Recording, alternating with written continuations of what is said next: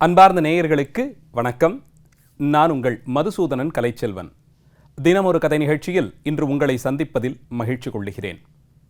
ஆண்களுக்கு பெண்கள் சரிநிகர் சமானம் என்பது இன்றைய உலகத்திலே எல்லோராலும் ஏற்றுக்கொள்ளப்பட்ட தத்துவமாக இருக்க பார்க்கிறோம். அது என்ன இருந்தாலும் இந்த நிலையை அடைவதற்கு பலரும் பலகாலம் போராட்டங்களெல்லாம் நடத்தித்தான் இதை அடைந்திருக்கிறார்கள். இந்திய தத்துவியல் மரபிலே எல்லா காலங்களிலும் இறைவனிடமிருந்து தொடங்கியே தன் திருமேனியிலேயே அம்பிகைக்கு சரிவாதியை கொடுத்தான் எல்லாம் வல்ல பரம்பொருள். இத்தனை சிறப்பு பெற்றிருக்கக்கூடிய பெண்களினுடைய முன்னேற்றத்திற்கு போராடியவர்கள், அதற்காக வேண்டி முன்னெடுப்புகளை கொண்டு வந்தவர்களையெல்லாம் நாம் நிச்சயம் கொண்டாடி மகிழ்கிறோம். அவர்களுக்குள்ளேயும் இந்திய சுதந்திர போராட்டத்திலே பங்கு கொண்ட பெண்கள் என்று பார்த்தால் வேலு நாச்சியார், ராணி லக்ஷ்மிபாய் போன்றவர்களை நாம் நன்கு அறிவோம். இவர்களை தாண்டியும் இன்னும் முகமறியப்படாத, பொதுமக்களிடையே பிரபலமடையாத அநேகம் வீராங்கனைகள் அவர்களால் ஆன அளவில் எண்ணத்திலும் செயலிலும் பேச்சிலும் சுதந்திரத்திற்காக போராடி தங்கள் இன்னுயிரை கொடுத்தவர்கள் பலர் உண்டு. அவர்களுக்குள்ளே ஒருத்தித்தான் இன்றைய நம்முடைய தினமொரு கதை நிகழ்ச்சிக்கு விஷயமாக அமைகிறாள். இந்த அம்மையாருடைய பெயர் பிகாஜி காமா.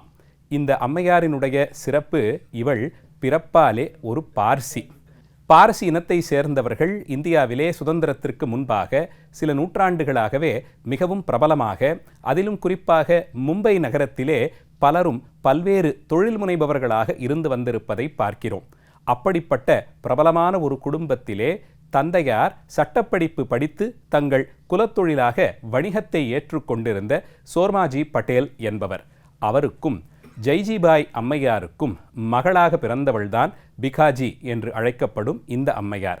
1861 வருடம் செப்டம்பர் மாதம் பிறந்த இந்த அம்மையார் தன்னுடைய சிறு வயதிலிருந்தே மொழி கற்பதிலே, பல்வேறு மொழிகளை கற்றுத் தேர்வதிலே ஆர்வம் கொண்டவளாய் இருந்தாள்.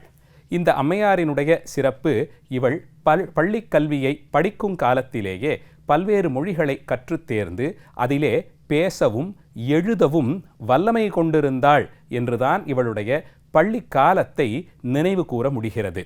அந்த காலத்தில் பார்சி சமூகத்திலே இருந்த பெண்களுக்கு நல்ல ஆங்கில கல்வி போதிப்பதை அந்த குலத்தைச் சேர்ந்தவர்கள் வழக்கமாக கொண்டிருந்தார்கள்.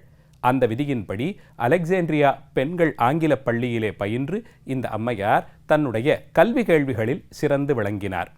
1885 ஆண்டு இந்த அம்மையாருக்கும் அதே பார்சி இனத்தைச் சேர்ந்தவரும் பெரும் பணக்காரராக அறியப்படுபவருமான ரூத் காமா என்பவருக்கும் திருமணம் நடைபெற்றது.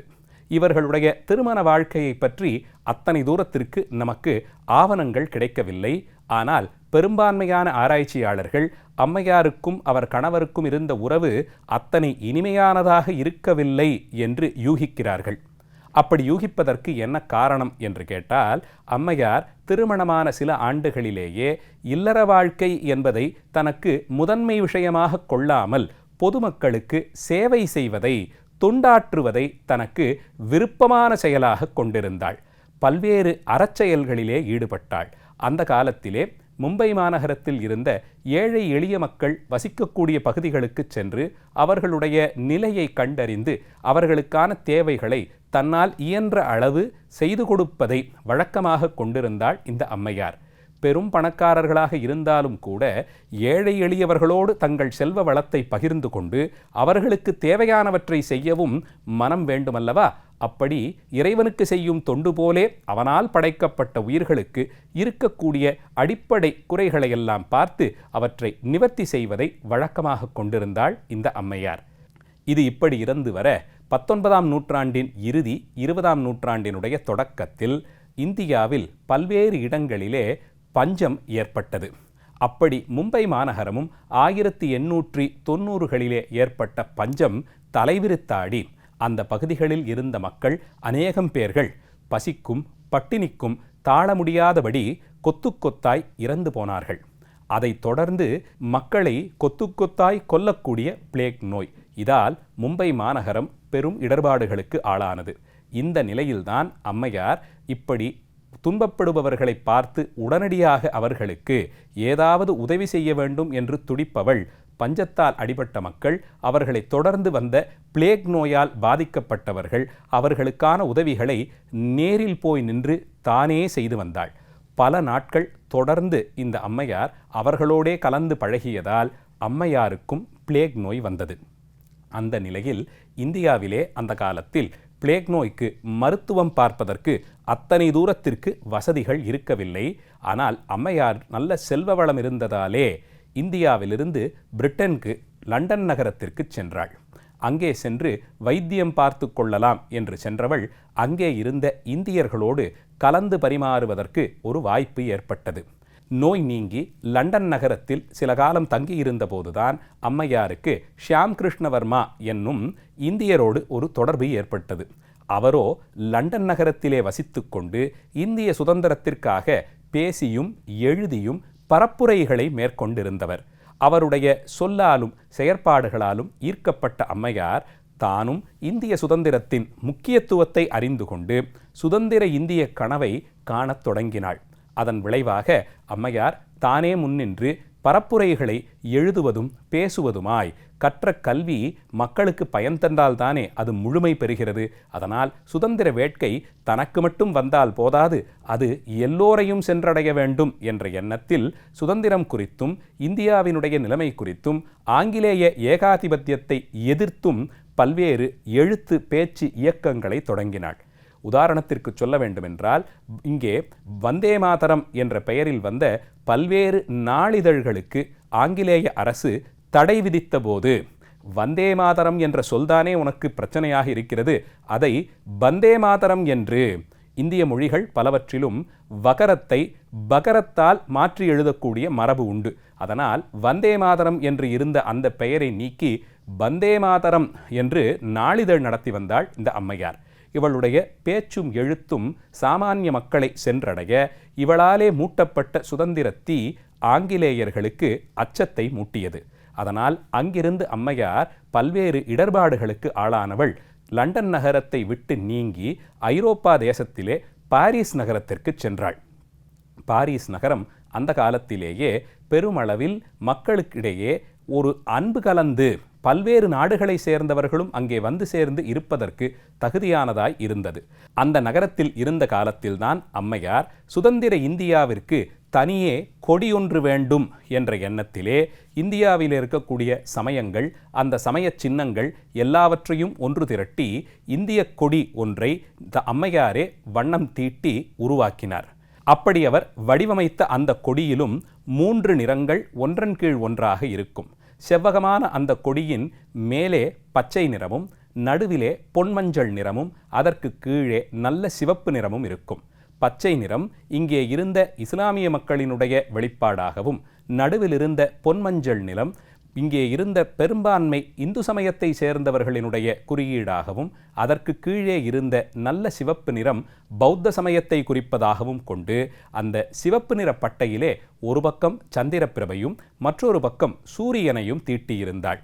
மேலே இருந்த பச்சை வண்ண பட்டியிலே 8 தாமரை மலர்கள் இந்தியாவிலே இருந்த 8 தனிப்பட்ட அரசுகளை குறிப்பதாகவும், நடுவில் இருந்த மஞ்சள் பட்டையில் நீல நிறத்தில் வந்தே மாதரம் என்ற எழுத்தும் பொறிக்கபடியாயிருந்தது அந்த கொடி.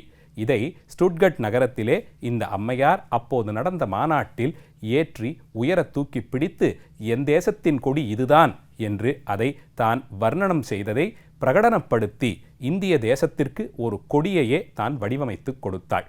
பாரிஸ் நகரத்திலே அவர் வசித்த போதுதான் பல்வேறு இடர்பாடுகளுக்கும் ஆளானாள். ஆங்கிலேய அரசு இந்த அம்மையார் தன்னிச்சையாக கொடியெல்லாம் வர்ணனை செய்கிறாளே என்று கோபப்பட்டு இவள் இந்திய தேசத்திற்குள் இனி வரவே முடியாதபடிக்கு தடை விதிப்போம் என்றும், அம்மையாரினுடைய சொத்துக்கள் எல்லாவற்றையும் பறிமுதல் செய்து விடுவோம் என்றெல்லாம் பயம் காட்டினார்கள். இதற்கெல்லாம் சற்றும் அஞ்சாத அந்த அம்மையார் இருந்த இடத்திலிருந்து பல்வேறு விதத்திலும் போராடி கொண்டு இருந்தாள். அப்போது சோவியத் யூனியன் அரசின் சார்பாக லெனின் அவர்கள் அம்மையாருக்கு அழைப்பு விடுத்தும் கூட அதையும் வேண்டாம் என்று தவிர்த்து என் நாடுதான் எனக்கு புகலிடம் என்று கொண்டிருந்தாள். அம்மையார் ஒரு முறை ஈஜிப்ட் நாட்டில் கெய்ரோ நகரத்திலே ஒரு பெரிய கூட்டத்தில் பேசும்போது அங்கே குழுமியிருந்தவர்கள் எல்லோரும் ஆண்களாக இருப்பதை பார்த்து, இத்தனை தொன்மை சிறப்பு வாய்ந்த நகரத்தில் பாதி ஜனத்தொகைதானே வந்திருக்கிறது, மற்றைய மக்கள் எங்கே, மீதி பாதி பேர் எங்கே, என் கண்ணில் படவில்லையே என்றாள். அங்கே இருந்தவர்கள் நாங்கள்தான் இந்த நகரத்தின் வாசிகள் என்று கூற, அப்படியென்றால் உங்களை பெற்ற தாயார், உடன் பிறந்த சகோதரிகள், உங்கள் மனைவிமார்கள், நீங்கள் பெற்ற பெண் பிள்ளைகள் எல்லாம் கணக்கில் வரமாட்டார்களா? அவர்களும் சேர்ந்துத்தானே மக்கள் தொகையில் கணக்கில் கொள்ளப்படுகிறார்கள். அப்படி இருக்க அவர்களையெல்லாம் வீட்டில் வைத்து பூட்டிவிட்டு நீங்கள் மட்டும் வந்து கேட்டு என்ன சுதந்திரத்தை அடையப் போகிறீர்கள்? சுதந்திரம் என்பது தனிமனிதனுடைய சுதந்திரத்திலிருந்து தொடங்கினால்தான் நாட்டின் சுதந்திரம் முழுமை பெறும் என்று பெண்களினுடைய அந்த சமநிலைக்காக சுதந்திர போராட்டத்தில் கூட அந்த நிலையிலும் கூட பெண்களும் சமநிலை பெற வேண்டும் என்பதை தன்னுடைய உள்ளக்கிடங்காக அம்மையார் கொண்டிருந்தாள். இப்படி பல்வேறு நாடுகளுக்கும் போய் நாடோடி போலே ஒவ்வொரு நாட்டிலிருந்தும் புறப்பட்டு போய் வேறொரு நகரத்தை அடைந்து அங்கே சில காலம் வாழ்ந்து அங்கே இருப்பவர்களை கொண்டு சுதந்திர வேட்கையிலே தான் பங்கு கொண்டு தன்னுடைய பேச்சாலும் எழுத்தாலும் பெரும் அளவிலே போராடி சிறுவயதில் கற்ற பன்மொழி புலமை இந்த அம்மையாருக்கு பல்வேறு நாடுகளுக்கும் சென்றபோது அந்தந்த நாட்டின் மொழியை பேசி மக்களுடன் ஒரு நெருக்கத்தை ஏற்படுத்தி கொள்ள உதவியது என்று பார்க்கலாம். இப்படி பல நாடுகளும் போய் பல்வேறு ஊர்களிலும் நகரங்களிலும் சுதந்திரத்தை குறித்து பேச்சுக்கள் பேசியும் பல்வேறு நாளிதழ்களை நடத்தியும் கட்டுரைகள் எழுதியும் வந்த அம்மையார் 1907 மீண்டும் இந்தியாவிற்கு வந்தாள். வரும்போதே அம்மையார் பல்வேறு நோய்களால் பீடிக்கப்பட்டிருந்தாள். அவளுக்கு உதவியாளராக சிலர் நியமிக்கப்பட்டு அவருடைய உதவியோடு தான் அம்மையார் இயங்கவே முடிந்தது. மிச்சமிருந்த ஆண்டுகளை மக்கள் பணியிலே, குறிப்பாக பெண்களின் முன்னேற்றத்திற்காக போராடி அதை குறித்து எழுதியும் சிந்தித்தும் செலவு செய்தாள் அம்மையார். 1936 இந்திய சுதந்திரத்திற்கு 10 ஆண்டுகள் முன்பாகவே அம்மையார் தன்னுடைய பூத உடலை துறந்து இறைவன் திருவடிகளை சென்றடைந்தாள் என்று பார்க்க முடிகிறது. இவள் செய்த செயல் தனியாக பார்த்தால் இப்படி ஒரு பெண் இருந்தால் இவளுடைய சிறப்புகள் என்னென்ன, இவள் பிறந்த பிறப்பு முழுமை பெற்றது என்று கொள்ளும்படியாய் இருக்கும். 150 ஆண்டுகளுக்கு முன்பாக பிறந்த இந்த அம்மையார் பல்வேறு நிலைகளிலும் நம்மால் நினைத்து கூட பார்க்க முடியாத அளவிற்கு நாடு நாடாக ஊர் ஊராக நாடு கடத்தப்பட்ட நிலையிலும் கூட இருந்த இடத்திலிருந்து கொண்டு இந்திய சுதந்திரத்தையே தன் மூச்சாக கொண்டு அதற்காக பேசியும் எழுதியும் வந்ததை பார்க்க முடிகிறது. இந்த அம்மையாரின் சேவையை நினைவுபடுத்தி பாராட்டும் விதமாக இந்திய அரசு அம்மையாருடைய நினைவாக அஞ்சல் தலை ஒன்றையும் வெளியிட்டிருக்கிறது. நாளைய தினம் மீண்டும் ஒரு கதையோடு உங்களை வந்து சந்திக்கிறேன். நன்றி, வணக்கம்.